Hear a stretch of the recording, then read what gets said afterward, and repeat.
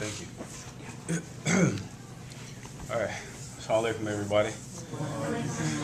Thank you again for coming out and joining us today.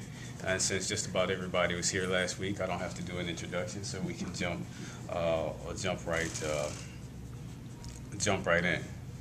A'udhu billahi minash shaitanir rajim. Bismillahir rahmanir rahim. In the Quran, Allah says that indeed Allah will not change the condition of the people until they change what is in themselves. And I always go back to that ayat, even from a mental health standpoint, a counseling standpoint, because it's very, very useful for reflection. And once you start learning a lot about Islamic spirituality and traditional Islam, there's two concepts called muraqabah, and the other one is muhasabah. And in muraqabah and muhasabah, there's a lot of self-reflection that takes place. There's a lot of self-scrutiny that takes place. And if you ever go to a counselor, to a therapist for anything, one of the things that you're going to find that you do eventually is you're going to be doing a lot of self-scrutiny. A lot of people think that psychologists or shrinks do a lot of the scrutiny for you. That's not the case. You are asked to put in a lot of work, a lot of journaling, a lot of thought. So that ayat that I mentioned from the Quran is very, very useful because it motivates us to look for changes from within, and then so that changes will also be acted from outside.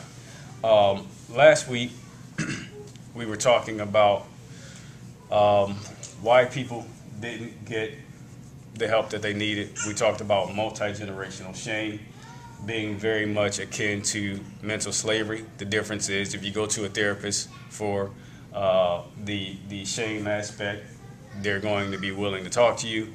If you go to a therapist today and say something about mental slavery, they're really not going to understand what you're talking about, okay? I wanted to mention something today it's kind of funny. We were just talking about it on the way in. A lot of times, Christian schoolmates and friends, and then Muslims too, will ask me, what brought you to Islam? And I often mention the part of the verse in the Bible that says, if you spare the rod, you spoil the child.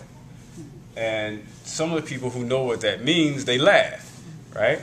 And they say, well, but how did that bring you to Islam? And I said, well, when you were a boy, going through some of the stuff that I was going through as a boy, with the sexual molestation and the physical abuse and everything, the last thing you want to do is show up at any religious facility, any religious place, and hear the man talking about always beating the kid. It just didn't make sense to me.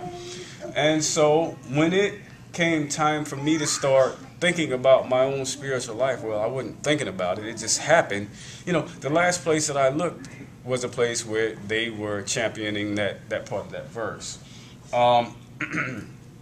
And it's also very important when we talk about that multi-generational shame piece, because I spent a little bit of time last week talking about parents who experience the shame and children who experience the shame, how they do it. This week I'm going to talk about some of the ways that it develops and then what we see happening in the community.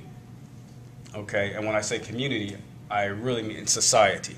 Okay, we could say African American communities. We could also say the Appalachian communities further south, because they have a huge correlation with inner city communities, believe it or not. If I took you to Kentucky, to some of the places that they call hollers, where the trailers are, they have the same family structure that we do. They have the same understanding of moral codes, the rules and regulations that we do, the secrets that we do. It's the same setup, okay? Just different skin color, So I will start by telling you a story. As I mentioned, I think maybe last week, I'm a bit of a hayman. If you remember the show In Living Color, they used to make fun of the Jamaicans because they had 50 million jobs, right? So that's kind of like me. I wear a lot of hats. And one of the things that I enjoy about wearing a lot of hats is I get to meet a lot of different people. It's not just about, working in substance abuse that gets, where I would meet a lot of people, different backgrounds, just everywhere. Driving a school bus, I meet all kinds of people. Working at the hotel overnight on the weekend, I meet all kinds of people. And probably about a year ago, I was filling in at the hotel during the week for somebody who was sick. And I saw an African-American male come in with a girl. And actually, I saw him on that Friday. He came in with this young lady. And, he was hip, thought he had it going on, got his room, went up to his room. I don't have to spell it out for you guys. And then he checked out. And then on Saturday night, because those are my 2 nights, okay, he came in with a different one. Same thing, okay, and he checked out. Well, that following Tuesday, he came in. Monday night he had a room. Tuesday morning I'm working there, okay, and he comes in with this young lady. He goes up to the room. I'm like, I just saw you on Friday and Saturday with somebody else. Okay, and he goes up to the room, and about 20 minutes later, this young woman comes in wearing scrubs. She goes right up the stairs and starts knocking on the door, really hard. And I'm thinking, oh man, I'm getting ready to have to call the police. It's going down in here today, okay? And she stayed up there for about 20 minutes, knocking on that door. So finally, I took the cordless phone, tried to put on the best face I could. I walked up there and I said, ma'am, I don't think he's here. And she said, oh no, he's here. All right. And now I'm thinking, oh crap. But I got a really good look at the girl's face. Young girl, nice looking girl. I got a visual of her ID. She works at Nationwide. She's an RN. She couldn't have been more than 23 years old, okay? She left a note on the door. She walked out. About 15 minutes later, this boy comes downstairs with that girl. Now, when he comes downstairs with the girl, this time, she's got on a coat. I don't see anything on the bottom, okay? She walks out the door, and I'm thinking to myself, that other girl is out there. She's getting ready to do something to both of you, okay? Right? So he goes to the edge of the building. He doesn't go outside, though. He just watches her walk out. And he stands there for a few minutes, scratches his chin, has a goofy smile on his face, and starts to walk past my desk. And at that point, something came over me. The thing that I do naturally started to come into play. And my wife always asks me, how do you get these people just to talk? But when you are a group facilitator, when you're used to doing holistic processes with people, it just kind of takes over. So I said to him, hey, listen, can I talk to you for a minute? He says, yeah, sure. And he's got this proud look on his face, right? All right? Because, we're men, and he's getting ready to tell me some stuff, right? And I said, listen. I said, that was your woman there? Yeah, yeah, okay. I said, somebody knocked on your door, or, oh, yeah, I know. Did she say something to you? No, she didn't say anything to me, okay? Is she gone? He says, yeah, she's gone. I said, okay, come a little closer. Let me talk to you for a minute, okay? Now, this guy was huge. He was a big boy, all right? He looked like one of the OSU football players or something. He was a pretty big boy, okay? And I said, listen, I need to talk to you. He says, okay. I said, now, I want to tell you, you don't know what I do, and I don't know who you are. We don't know each other, okay? But I feel compelled to tell you this.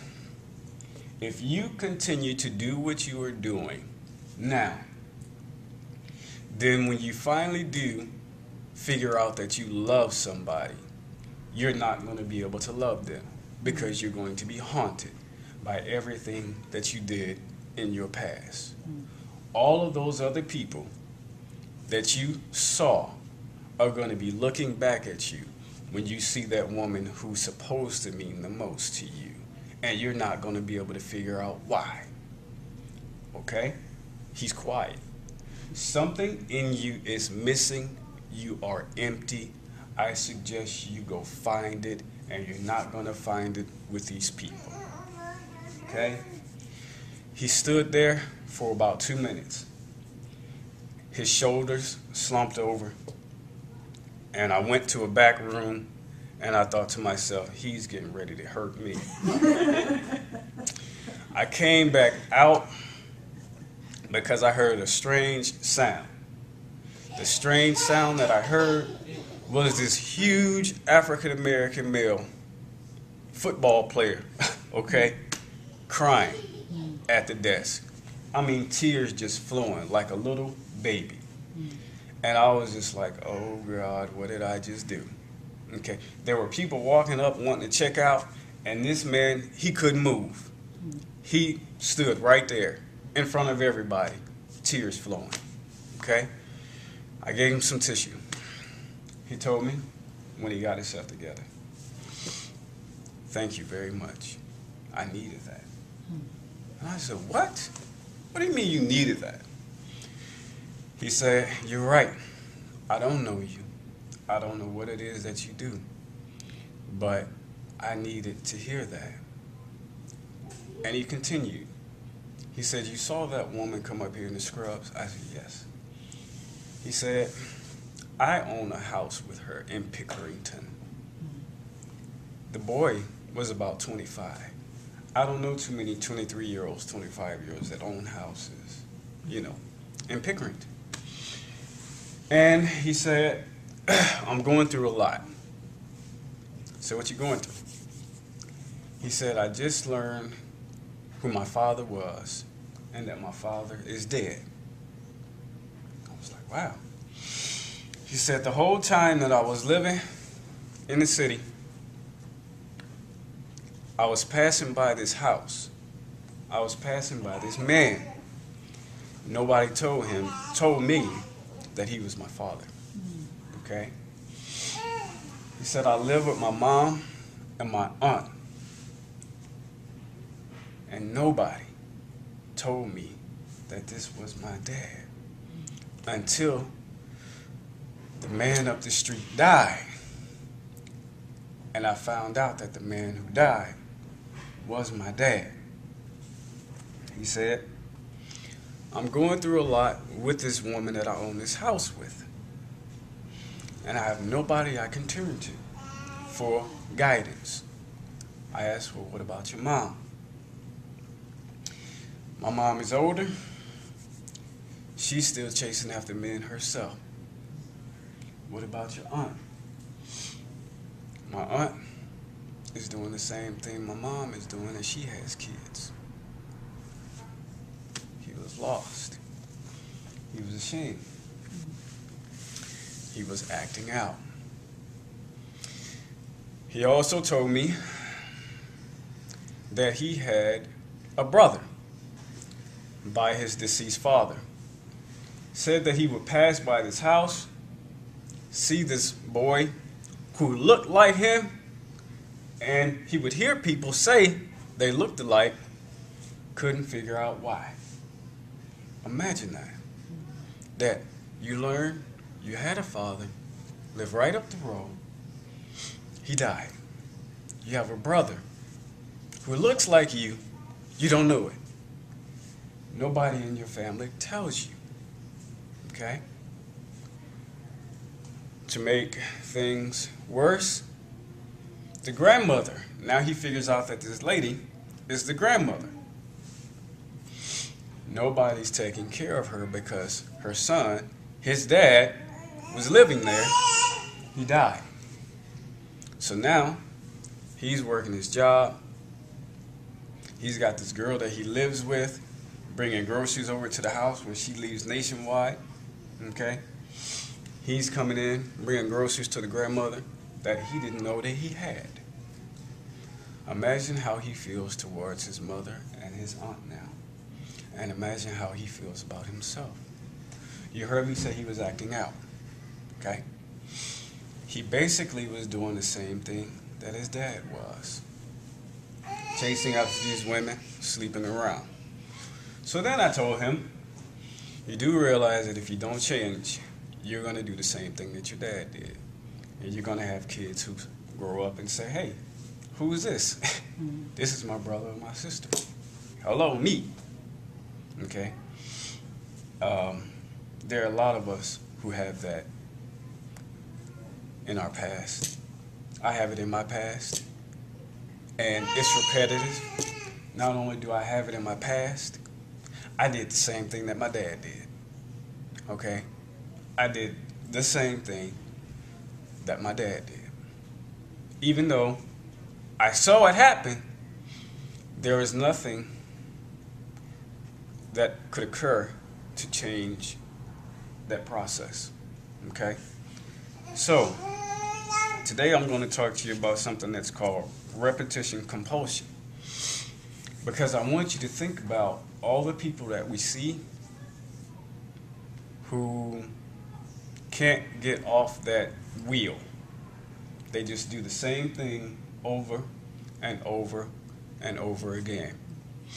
Granddad was a Rolling Stone. Dad was a Rolling Stone. Boy was a Rolling Stone. Is a Rolling Stone. Grandma argued and fussed with men. Nobody stayed home. I don't need a man. Mom, same thing. Daughter, same thing. Okay? This repetitive compulsion, this behavior that we see, it's also part of that multi-generational shame that I spoke of. Okay? It's a reenactment of behavior that's been thrust onto us. And it doesn't change unless a lot of other things change. Environment, spirituality, and that's a difficult one. Finances, also very difficult. All of these things have to be acted upon in order to stop that repetitive compulsion. Okay? A lot of us see criminal behavior in our communities, and we wonder how come it doesn't stop. What does it take? How many children have to be gunned down in order for it to stop? I always say that in order to hurt, I have to know how to hurt. Okay? For some people, that's profound. For some people, it sounds really silly. Okay? But it is to say that I know pain because I experienced pain. Okay? And I'm able to enact pain now because I know what pain is. If I walk over to this brother and hit him, I know that it's going to hurt to a degree because I've been hit. Okay? If I don't know that it hurts, I can have knowledge of it, but I don't have the experience. Okay? And that really changes things. A lot of children from violent families, they act out that behavior. Okay? So when we see children who are violent towards each other, or bullying each other, they're probably being bullied somewhere else. Okay? A lot of these children in these violent families, they suffer victimization. And they tend to take on the character of the victim, or they take on the character of the offender, and they'll just stay locked in that mode for a long period of time. I'll never forget seeing a very, very drastic case of physical abuse here in Columbus. I want to say, I'll give him the name Reggie. I want to say he was probably about 15 or 16 years old. Reggie had been abused, severely abused by his father. I'm surprised that like some covert operation didn't find out about the dad and send him somewhere to do some damage to somebody. I mean, because he did some torturous things to this child. He set an iron on his face, a hot iron on his face. He was dragged by his father, seriously dragged by his father, tied him to his car and dragged him. He used to comb his back with barbed wire. Okay? That's just some of the stuff that the father would do to the son. Okay? And when I was working with this child, he scared me. Okay? Because he could sit there, just like we're sitting here now, and be calm and cool. 10 minutes later, be ready to kill everybody in the room because of the recall. He would hear a song, get triggered by it, see a face, get triggered by it, hear a word, get triggered by it, and his violent behavior would escalate so fast you couldn't do anything with him. Okay? Eventually he was taken out of our care because there is nothing that we could do with him. If it was 50 years ago, he probably would have been heavily sedated and confined. We can't do that anymore. The last that I heard, he was in prison. Okay? There are a lot of cases like that, okay? And that's that repetitive acting out. They will do that to their mother, their father, their brothers, sisters, grandma, whoever, okay? Because they don't know how to break the cycle, okay? A lot of these people who repeat these behaviors, and this is all due to the shame, they never ever seek to enact positive reinforcement on somebody. It's always negative. Okay, so this person won't bring you flowers and say, "Have a good day, I'm acting out." Okay, that's not going to happen. It's always going to be violent. It's always going to mushroom and affect a lot of people. Okay? So it's painful. It's destructive. We see it when we turn on the news. We see it across the street from here. Okay? We see it up the road from here. All right? We see it in our schools. Okay? We see it in the prisons.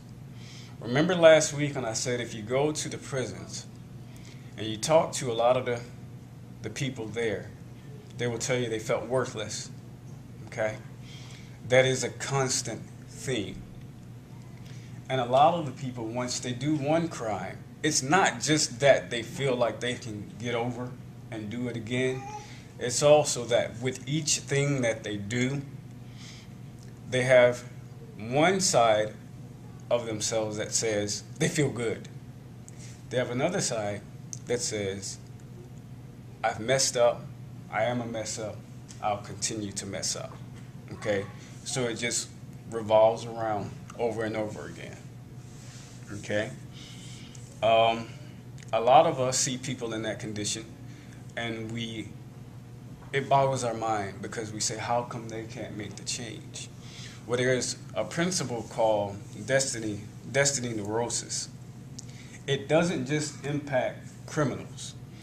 It also impacts us. You ever saw a job out there that you wanted to apply for and it looked good, you wanted it, it was right up your alley, but you never ever really got around to applying for it, okay? There was something that you wanted to do, you never really got around to doing it, and then you find yourself doing that over and over and over again. That's destiny neurosis, okay? And a lot of people experience that.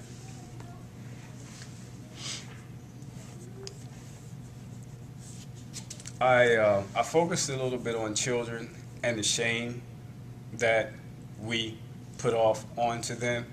And I forgot to mention this to you. It's very, very funny.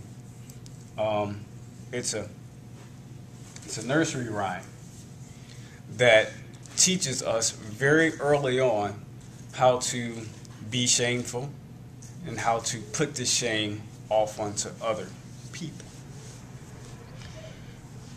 It's one that you all have heard before. There was an old woman who lived in a shoe, right? She had so many children, she didn't know what to do. She gave them some broth without any bread, then whipped them all soundly. She whipped them and put them to bed. You heard that before, right? That's a nursery rhyme. Who do we tell that to? Kids. We tell that to kids, and we tell that to kids when they are this high. What happened here?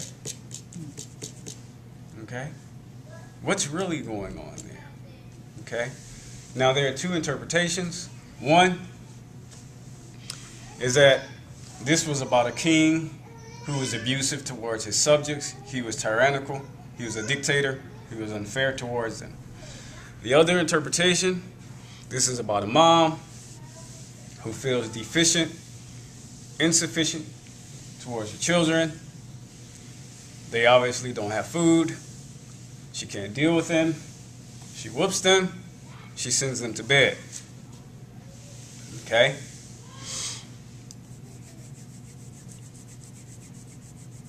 How many people do we know that when it's time for children to go to bed, for example, that's when we get harsh. We threaten them and things of that sort. Okay? We're putting off that shame onto them. In this little nursery rhyme, we hear, we don't have food. It's the children's fault that we don't have this food. Okay? I wanted to mention that before I moved on because we have to be very, very careful what messages we send, not just to children, but that we send to each other, because we don't know what our personal experiences have been. Okay? Can I say something? Yes. We used to get whooping almost every night. Like when we went to bed, it's like after a while, that's what it took to get to sleep. You got used to it. You get used to it. Thank you. And I'm glad you mentioned that. So for the people, for the people who are listening who didn't hear the comment that the sister made, she said that they used to get whoopings every night before they went to sleep, and that it got to the point where you had to have that before you in order to go to bed. That's what is referred to as learned helplessness. Okay? And there's a man that's done a lot of work with learned helplessness. If you just Google it, his name will pop up, and he's got a lot of information about this stuff, okay? But this learned helplessness basically says, I'm worthy of this, I deserve this. Give this to me. And while that may sound funny, it's very common. Women who have been abused, they have that learned helplessness. They expect it. In fact, a lot of them don't know how to function without it. So when they get into relationships, they don't know how to respond to a man who is kind. They run him away. They know how to respond to the man who is angry, okay, who is nasty and mean. They get that. They interpret that as his way of showing her love, okay? You see? That learned helplessness can be very, very nasty, okay? It is debilitating, And it creates a kind of psychological paralysis. Okay, it keeps you stuck. A lot of people experience that as a result of the shame in their lives, whether it is something that occurred as a child or as an adult. Okay, so that's very, very important to consider the paralysis that takes place. Okay. One of the things that comes along with the learned helplessness is that, you know, they have a hard time escaping from that false reality. Like you mentioned, you know, we felt like we had to have that. If I can ask you, when did you figure out that that probably wasn't something that had to be done? As an adult. As an adult. Probably when you had children, maybe? Yeah. Something like that? Okay, you know, exactly. When did I figure out that I did not have to whoop my kids and put my shame off onto them? When did I figure it out? As an adult.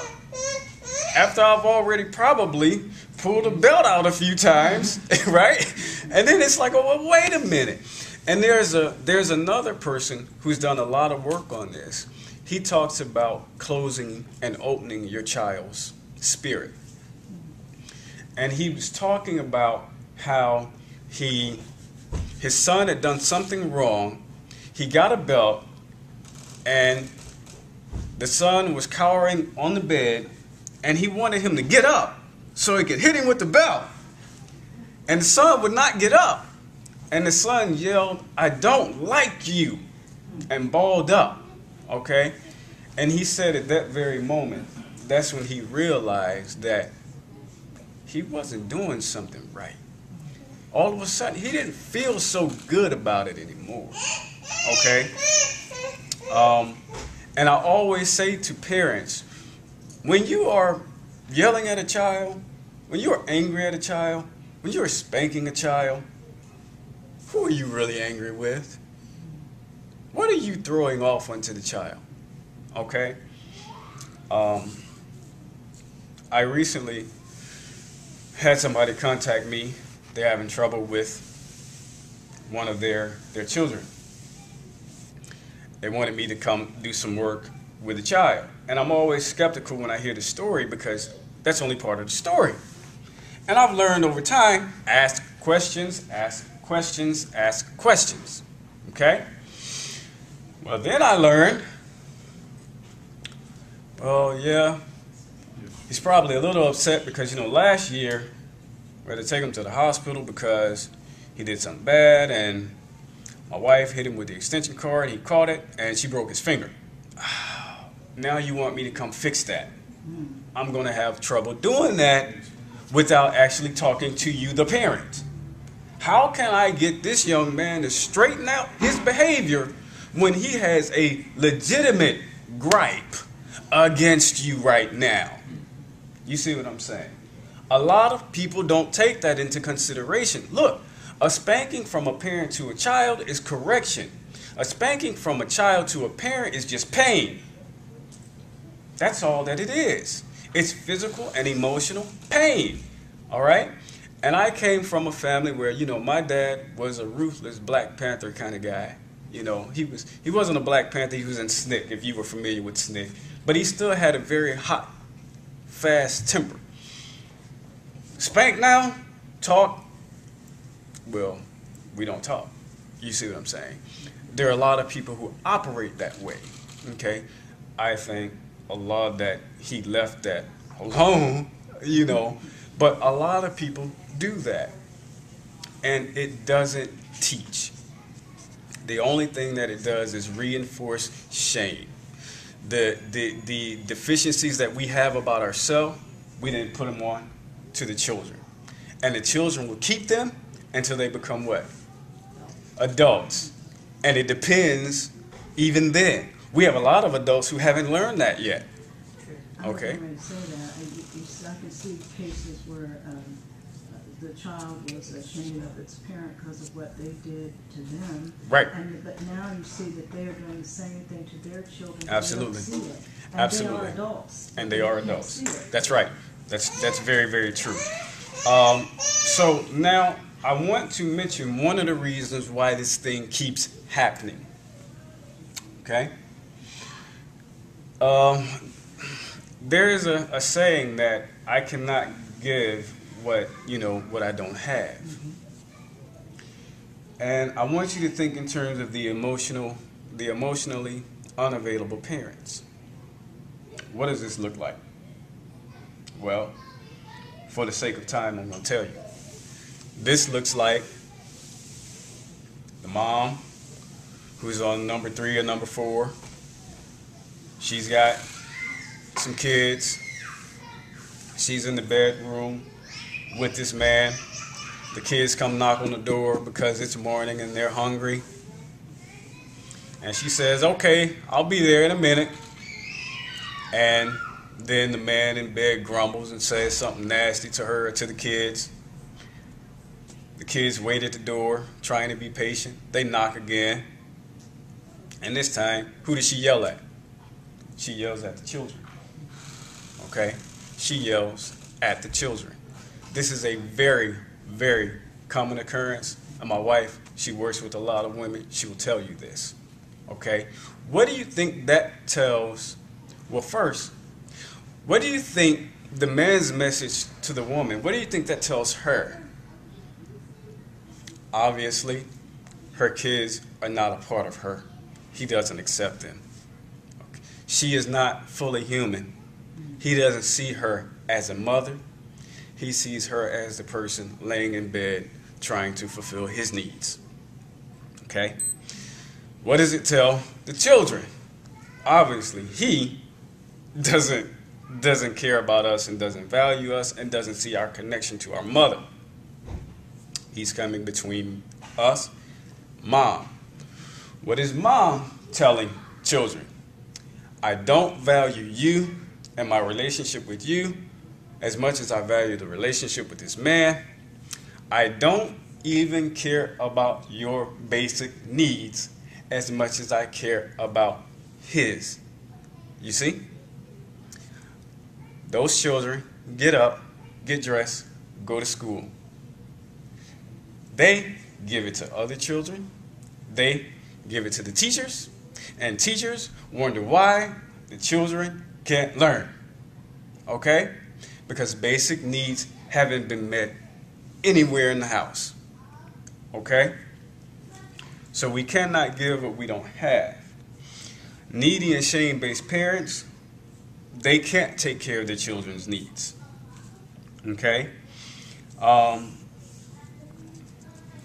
The child develops shame because now that child is saying, uh-oh, I've got to put my needs on the back burner because of my mom or my dad's needs. Okay? I have to forego getting some cereal and cold milk because they got some things that they need to take care of in there. Okay? And imagine that playing out over and over and over again. Okay? These are scenarios that are real that I mentioned because it informs how we interact with each other in the communities. It lets us know a little bit more about what's behind what we see. When we look at the news, when we hear this stuff, we're like, wow, that was horrendous. Excuse me, that was awful. But we don't get the backstory. And I'm fortunate enough that I can get the backstory a lot of times, you know. And I work with people who I've got to read a binder full of their backstory. And when you hear it over and over again, it's like, wow, no wonder. Okay? Now, real quick, I want to mention a couple things about these shame-based rules that we see. And I mention them because we have to start reversing the process somehow. Okay? In these families, control is a major, major issue. Okay? Was there anybody in this room, if you don't mind raising your hand, anybody in this room who, looking back on childhood, wasn't allowed to feel? To having my wife. Yeah, obviously. Do you know what I mean by wasn't allowed to feel? No. What I mean by that, number one, you weren't allowed to experience the emotion. You weren't allowed to voice the emotion without a consequence being put on you for having doing it. Okay? You couldn't cry. Shut up. Okay. Can't cry. You cannot cry. Allah gave us these tears. You can't use them. Okay? Do not cry. Okay? That's probably one of the highest. Okay? Do not cry. As I beat you. As I beat you. Okay? All right? I mean, you're sitting here, you're crying, right? And they say, stop making that noise before I give you a reason to make that noise. You know? And it's like, what am I supposed to do with these feelings? And when I'm a child and I don't know what to do with these feelings, guess what I do? I go somewhere else and I act out or I act in. Okay? Or I act in. And when I act in, I do stuff like tell myself I'm unworthy, or I'm unworthy of good things and pleasure and positive experiences. I'm worthy of bad experiences. Okay? And you tell yourself that over and over and over again. Some people who act out physically, they cut themselves. They self-harm. Okay? And there are other types of self-harm, okay, that I spoke of last week, particularly black men who act ambivalent in front of police and then say, the police are harassing me. No, that's not the case. Come on, okay? So we have these things occurring. Interesting scenario.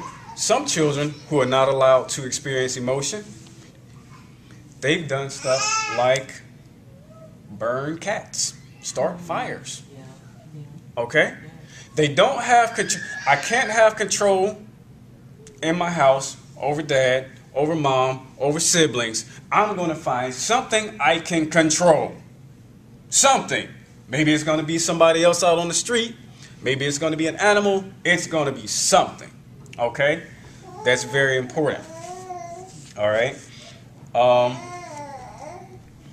I think that blame, especially in our community, goes a long way.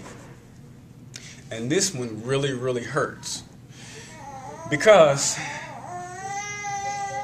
who have we blamed for our condition traditionally in the African American community? White man. That's supposed to get the money. Right? Right? That's what it's about, right? And we've got Christians who are saying that. We got Muslims who are still saying that. It's a very, very, very common thing. We don't know at what point we're supposed to, I'm going to say it, jump off that ship. Okay?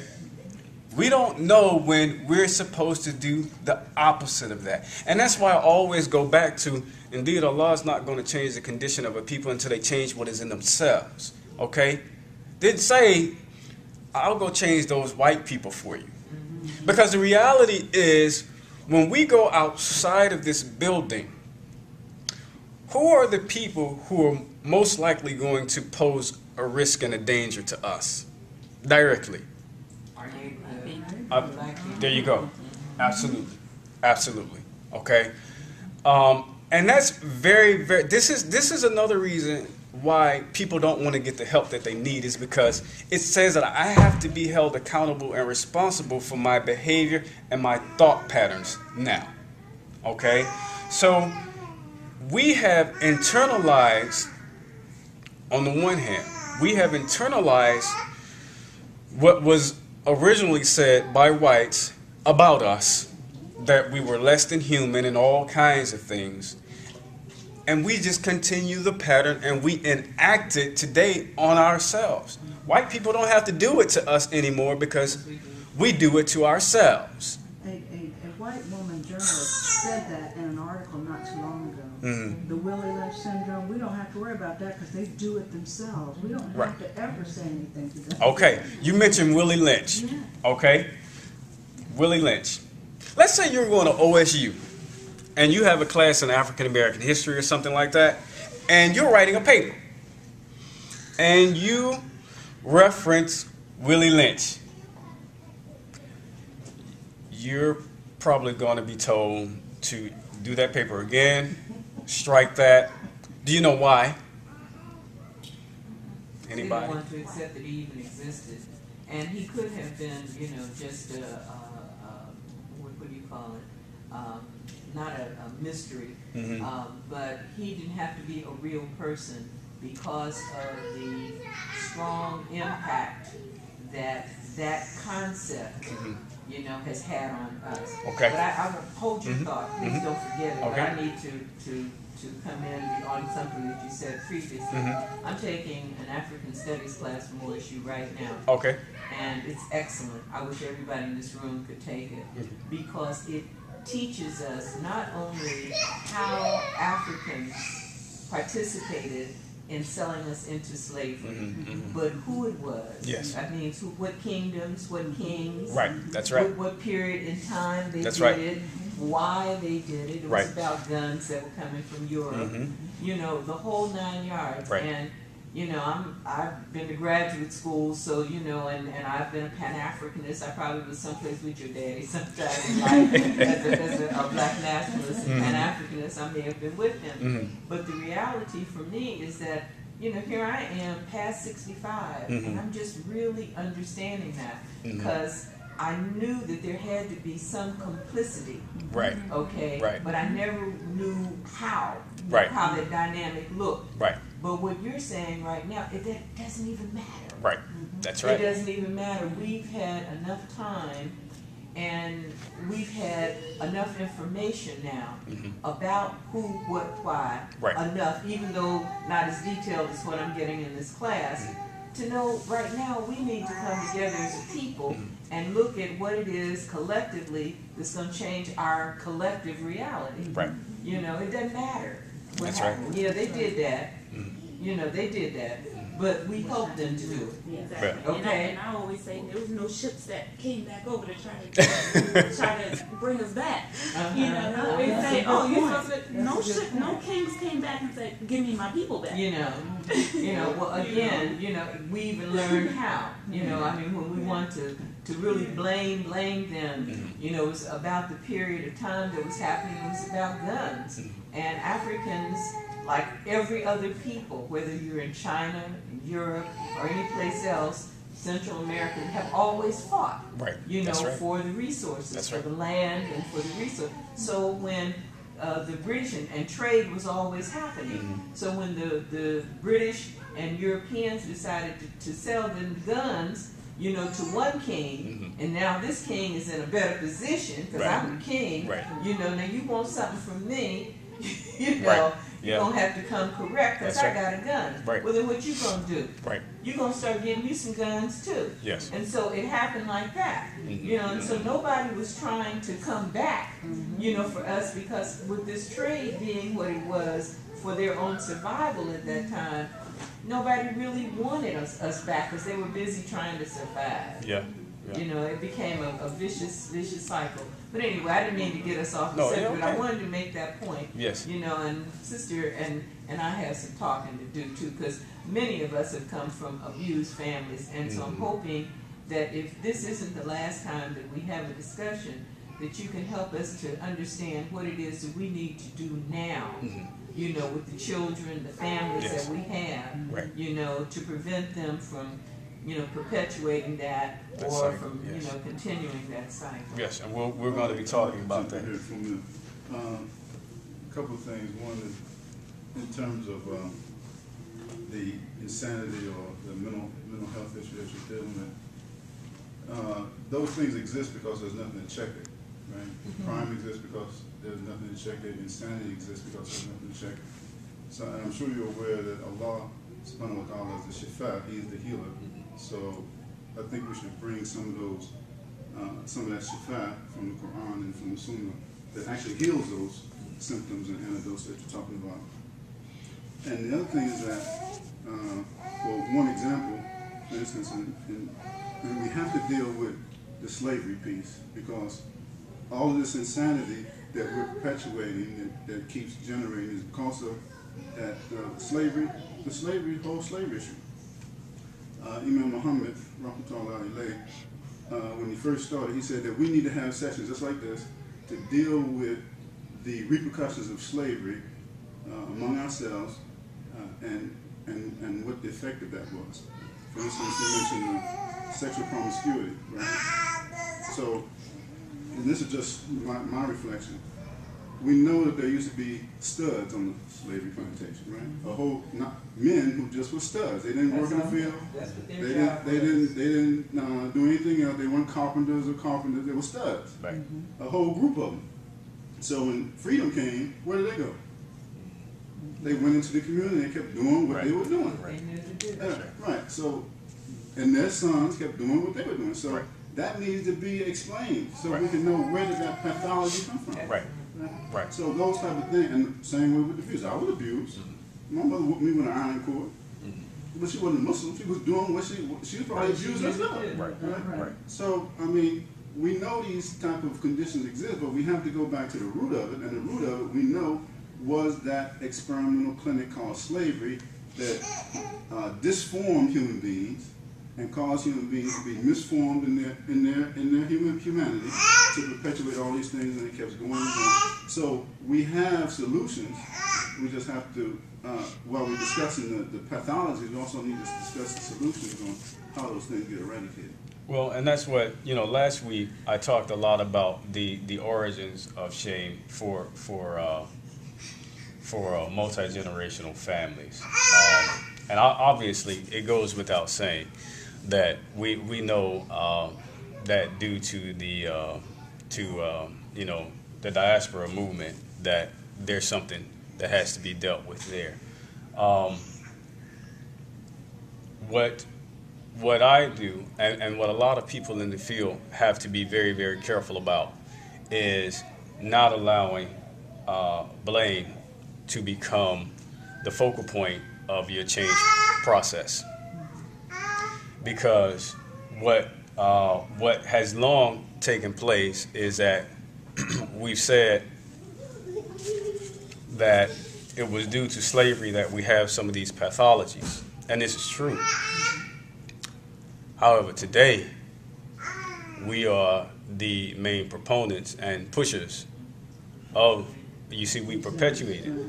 So when we're talking about this shame, we have a beginning, and we know where a beginning is for African American people, that is to say, and then we have where we are currently. And the other reason a lot of people have to be careful how it is worded is because you heard me say earlier, if I brought in some whites from Appalachia, from Kentucky, and so they will fit well right into this room, and they don't have that background. Slavery experience. Yeah, they don't have that. So we have to be there's a really, really thin line between countenancing the African American slave experience, or the African slave experience, okay, and the other groups of people, say for instance like the Irish, okay. I have people who are friends who are Irish, and they are still dealing with, pathologies as a result of some things that took place across the pond hundreds and hundreds of years ago. So, it's a thin line, and we don't like people to get stuck on it. When I meet a 16-year-old who tells me that he's doing what he's doing because of the white man, I'm sorry. You know what? You can go to almost any school you want to go to in Columbus. Columbus has like how many universities, right? In a 30 mile radius that you can choose from, how many jobs you can work, and you're telling me it's the white man who pulled your pants down off your butt this morning when you left out the house. I'm sorry. Now, if you want to begin a discussion with the ontological part of our history, I can accept that. But right now, where you are and getting ready to club me with this thing, I can't deal with Tom over there. Okay? So it's very tricky. And the other thing, and I have to say this, when we talk about the Quran and the Sunnah, I also have to mention this. A lot of people don't like this, but I have to mention, number one, everybody's not Muslim, everybody's not going to be a Muslim, and I deal with all kinds of people. So I have to have a language that reaches out to as many people as possible, okay? Because it's not about me and whether they come up in this place. It's about whether they can live a productive lives for themselves, for their families, okay? Because there are going to be some people who are not going to be spiritual, not going to be religious at all, but if we can get them to the point of being healthy and moral, okay? Okay, because a lot of us don't know the difference between being religious and moral. Okay. If I can get them just to being morally astute, okay, then if that's all that I can get, then that's the best that I can get, okay? Now, if I'm dealing with Muslims now we've got source material that comes from a different place that can be used. And I'll be talking about that down the road, but that's a lot, okay? Yes. You have to understand that the Holy Quran is a message to all humanity. It is. Not just it is. to Muslims. So there are things in the Holy Quran, if you look at it, it doesn't speak to just Muslims. It speaks to, in terms of healing, that Allah has given everybody an innate sense of intelligence. You tell that to, you know what I'm saying? If you use that kind of language to a person who has been down, so that is a healing part of the healing process. It is. So it is. The language that you're talking about, it is already in the Holy Quran, not just for Muslims, it is for humanity. That's right. And one of the things that really, one of the things that I started doing a lot as a group facilitator was I started using a language that was very familiar with the people. They didn't know it was coming from the Quran or from some kind of. They didn't know because obviously when you work in those kind of environments, they don't want it to come from there. They don't want you to cite that, but it came from there. It's just couched a different way, and then the person goes, "Okay, hey, wait a minute. You see what I'm saying?" Like, for example, if you go to an AA meeting, you're going to hear somebody say, "If nothing changes, nothing changes." Go back to the Quran. Indeed, Allah does not change the condition of a people until they change what is in themselves. Then they say it all day. If nothing changes, nothing changes. Okay? The whole principle in 12 steps revolves around accountability and submission. Turning over your will. Okay? There you go. So there you are. Okay. So it's there. But when you're dealing with the people, there's kind of like you've got to do this dance with a lot of folks. And that's one of the reasons why we're having this class now. Is like, okay, how do we do this dance with these people, and with ourselves? There are some other things that I had here. I don't want to take up any more time. We mentioned the no talk rule that Sister Vicky mentioned, about not crying, not okay. And for some people, and this is very, very key. I want to go back to this because you talked about the slavery experience. One of the things that, when that does come up, one of the things that I do talk a lot about is how we, from then until now, we've never, ever, always been seen as fully human. I don't know if you all know it, but in Mississippi, just a week ago, they finally got around to saying that, slavery, we're going to do away with it. Okay? Yeah, they just passed this legislation like a week and a half ago. Okay? And I always talk about how we feel we're being viewed by the other, because that's something that a lot of people struggle with. When you turn on your TV, you don't see people who look like you on TV. You know, you're not on the sitcoms. You're not in the movies and things of that sort. All right? There's always this lingering reality that I don't fit into this category. I don't look the way they want me to look. I always tell my wife's story about how the people at her old job loved her to death, wanted her to do everything, but not to be seen. But not to be seen. Okay? But not to be seen. So even from slavery up until today, we're doing this push and pull with societal expectations.